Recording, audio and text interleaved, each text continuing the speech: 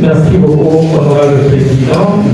Honorable président, honorable président, honorable député. Je pense que vous allez ramasser l'enclavement de ton territoire. Oui, je sais que je ne suis pas seul, il y a les autres collègues qui sont là. Peut-être que je ne pourrai pas parler, ils seront là pour nous compléter. Le plus enclavé. Vous-même, vous avez constaté, honorable président. Vous avez la parole. Merci. Honorable président, je tiens à remercier son Excellence, Monsieur le Gouverneur, pour cet exercice constitutionnel, en nous déposant les projets du budgétaire dans les délais et surtout pour s'être assigné 4 grands secteurs de grande envergure: secteur de gouvernance de la province, secteur politique, secteur d'infrastructure et secteurs sociaux, qui se résument bien entendu dans les 5 piliers, notamment la valorisation du capital humain, développement social et culturel, surtout le renforcement de la bonne gouvernance, restauration de l'autorité de l'État et la consolidation de la paix. Car nous le savons tous, de ce qui se passe dans les 5 territoires qui composent notre province, en général, et particulièrement dans les territoires délibérés, il y a des conflits semblants dits aux conflits de pouvoir coutumiers. Consolidation de la croissance économique et sa diversification et la transformation de l'économie, sans oublier l'aménagement du territoire et protection de l'environnement. Honorable Président, avoir une proposition de budgétaire estimée à 397 milliards 502 millions 795 252 francs congolais, soit 134 546 31 dollars, avec un accroissement de 10%. J'ai dit qu'il faut vraiment remercier le gouvernement de la province pour ses ambitions. Et également, vous avez constaté qu'on a loué sur la page 20 et ces projets dédient 22,11% pour l'investissement. Ça, nous encourageons le gouvernement avec l'ensemble de son gouvernement. Bravo, parce qu'ils ont essayé de faire quelque chose. Mais, nous devons noter que le budget est une boussole, un indicateur par excellence de la gestion et un instrument indispensable. C'est pourquoi nous devons faire l'effort de mobiliser les ressources nécessaires pour la province. Honorable Président, vous allez constater que sur la page 6, nous avons dit dans cette salle, dans le projet de guide portant d'édition des comptes. Je sais que c'est une exigence, mais c'est comme si le gouverneur n'a pas tenu compte des normes, parce que vous allez constater, comme les autres collègues avaient déjà parlé, qu'on doit obliger également sur les recettes à caractère national. Ces recettes, pour moi, sont hypothétiques. En tout cas, dans tous les budgets, on y revient et régulièrement, et ça pose des sérieux problèmes. Même chose, honorable président, avec la société de transport du Kassai, où on a répondu également les bons montants. Il y a un collègue qui avait déjà parlé de ça. Mais nous disons sincèrement qu'il y a des choses à revoir là-dessus. Je crois la fois passée, j'avais proposé à son Excellence quelque chose qu'il faut passer peut-être au partenariat public et privé dans ce secteur pour quand même trouver une solution, parce que cette société est un canal boiteux et rien de concret de sortira vraiment de cette société en termes de recettes. Là, il y a lieu de poser à son Excellence une petite question. Au cas où ces recettes, notamment à caractère national, et de la Transcat ne seront pas disponibles, comme d'habitude, comment il va peut-être pour trouver des solutions par rapport à ça. S'agissant des recettes, honorable président, je crois que l'honorable qui m'avait précédé ici avait déjà parlé de ça. Je suis sur la page 19 des projets dédiés l'exercice 2025. Honorable président, vous allez constater que le recette pour les dépenses vitaux pour les comptes du personnel nous sommes à 143 milliards 564 millions 106 690, soit 36,13%. Honorable Président, c'est également trop.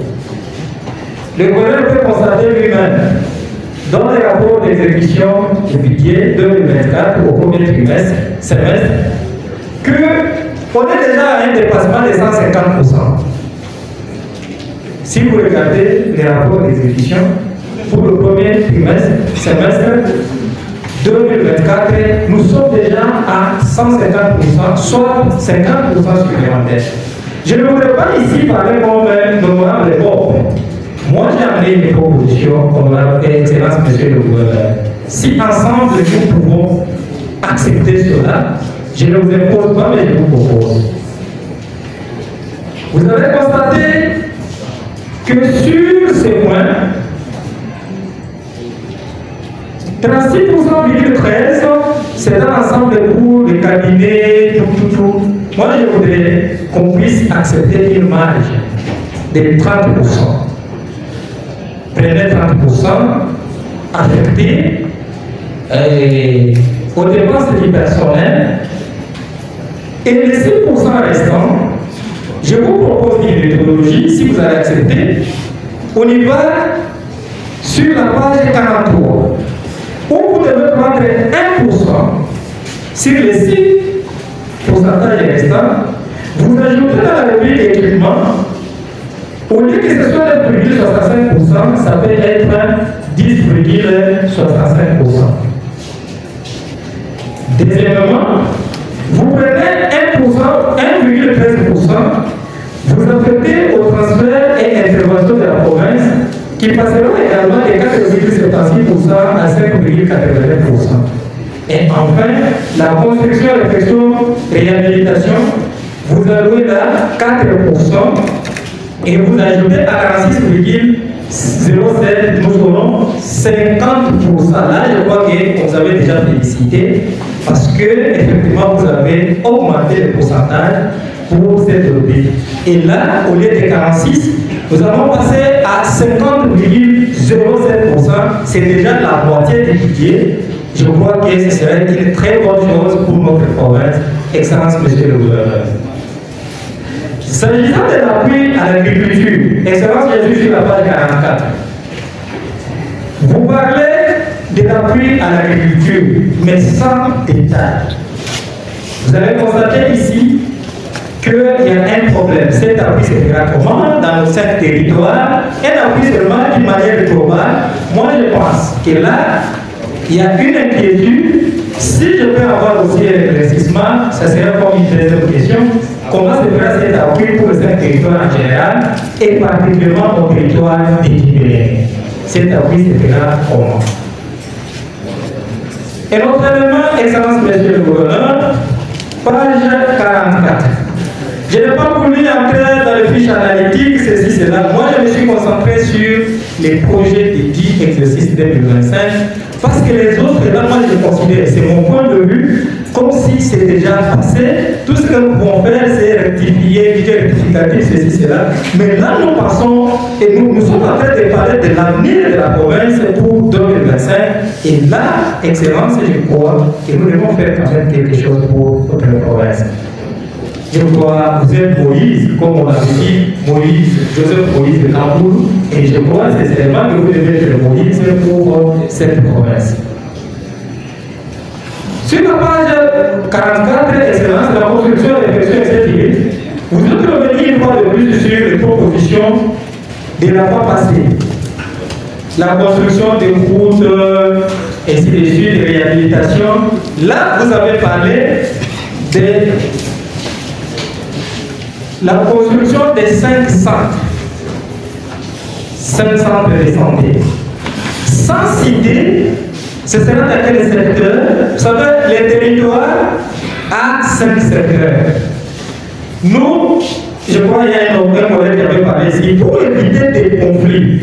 Il faut nous préciser ici, par exemple, territoire, secteur de Loubi, je suis à Bénéguin, par exemple, un centre de santé et le centre est tel. À ce moment-là, vous nous permettez, nous les élus, de faire un suivi pour que nous puissions vraiment trouver des solutions par rapport à ça.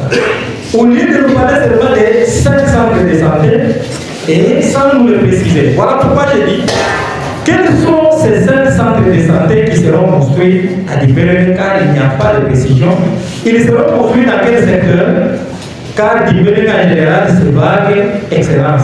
Et même chose pour la construction des écoles sur la page 45. Vous parlez de la construction des 5, tout ça. Mais nous voulons qu'il y ait une précision, ça nous permettrait de faire un suivi. Toujours sur la page 44. Vous parlez des infrastructures et des travaux publics, construction des 5 bâtiments administratifs et 33 secteurs. Je crois que c'est avec les fonds provenant au niveau national. Excellence, je me dis, est-ce que c'est dans le projet PED 145 territoires ou il y a un autre projet? Si c'est PED 145 territoires, alors à ce niveau-là, j'ai une proposition. Si ce n'était pas le PED 145 territoires, là, quelle est la suite réservée aux travaux déjà posés par le PED 145 territoires? Mais si c'est le PED 145 territoires, je vous propose qu'une commission mixte, assemblée provinciale, de représentants de députés nationaux ainsi que les exécutifs provinciaux pour que nous puissions concrètement enquêter sur l'évolution de ces ouvrages parce qu'à ce jour, le PED 145 territoires, généralement ou particulièrement dans le territoire de Dibélémé, vous allez constater que le bâtiment administratif n'a même pas un début de commencement. C'est pas donc si vous y passez, c'est vide, il n'y a même pas. Ça ne représente plus rien là-bas. Alors si c'est dans ce cas-là, cette commission ne sera pas seulement, honorable président, pour le territoire de Dibélémé, mais ce sera aussi pour le reste des territoires. Alors, je suis choqué, Excellence, et ensemble avec les collègues de Dibélémé sur la page 46. Excellence, là, sincèrement, je vais demander aux collègues de Dibélémé, ensemble, nous pouvons voir peut-être la commission et profite parce qu'ici, moi j'ai été révolté.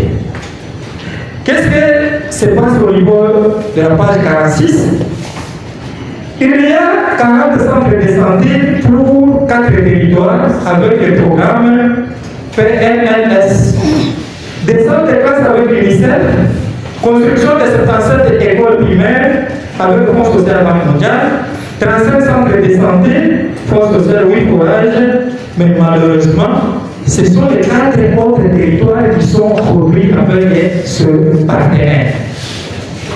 Territoire de Dibélémé n'est pas cité. Est-ce que c'est une erreur de ceci ou c'est fait à l'ensemble?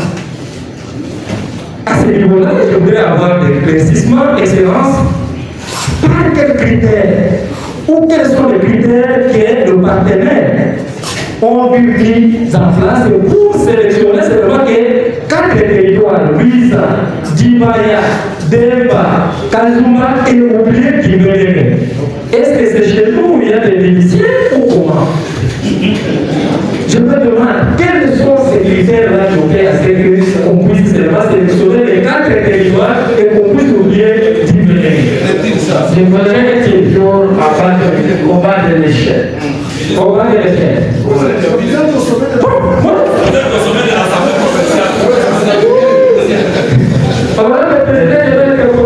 C'est pourquoi nous sommes oubliés dans les projets. Merci beaucoup. Honorable Président, sincèrement, et ça c'est un défi pour les élus de Dibélémé, nous ne pouvons pas comprendre qu'il y ait 40 centres de santé, 76 et 77 écoles et que Dibélémé soit oublié. Excellence, ici c'est une erreur, il est temps qu'on puisse corriger. Si ce n'est pas une erreur, là nous ne serons pas d'accord et ce n'est pas une très bonne chose. Page 47. Nous revenons une fois de plus sur 97 km de route à réhabiliter. Je crois que lors de l'édition des comptes, on en avait parlé et cette fois-ci vous êtes revenus encore sur ça, avec un montant de 4 milliards 798 millions 441 748. C'est vraiment le budget passé, rien n'était fait. Nous vous demandons pour cette fois-ci que les 25 km soient effectivement réhabilités au niveau de l'Ibérie. Parce que les collègues n'ont pas ici. Tous nos territoires, il n'y a pas moyen d'y partir. Excellence, je vous dis, quitter ici vers le chef-lieu de l'Ibérie, c'est moins de 150 km. Mais vous pouvez faire toute la journée. Et il ne faut même pas utiliser vraiment le véhicule. Si vous utilisez la moto, vous faites toute la journée.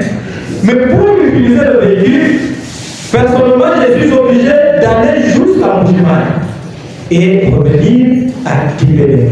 Combien de kilomètres? Alors qu'ici, c'est pratiquement moins de 150 km.